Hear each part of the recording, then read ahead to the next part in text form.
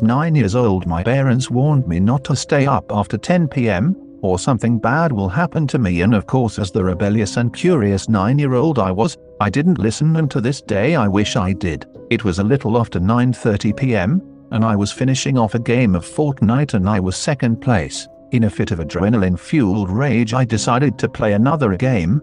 As the time went on to 10:05, I finished at third place. I was not happy, but I realized I missed my bedtime. I rushed from my Xbox and dove into bed. I was alright.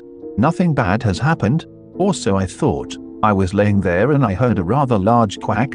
I shot up into a seated position in disbelief and confusion. There it was again, quack, quack, quack.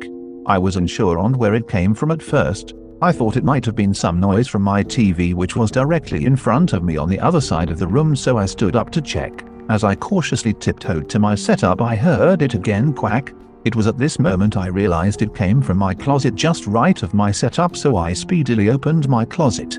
And there he was, standing there at 5 feet 9 inches, towering over my 5 feet 3 inches 9-year-old frame. He launched himself at me and pinned me down, saying in a weird husky, duck-like voice, "You big palooka," while salivating from his weird yellow bill. I yelled with this immense fear, "Mom," but before I could finish that one word, he covered my mouth with his large white feathery wing. He then proceeded to tell me in that weird voice of his, "Set me free, and I won't hurt you." I asked why he was here, and he replied, "Your parents stole me from Disney World.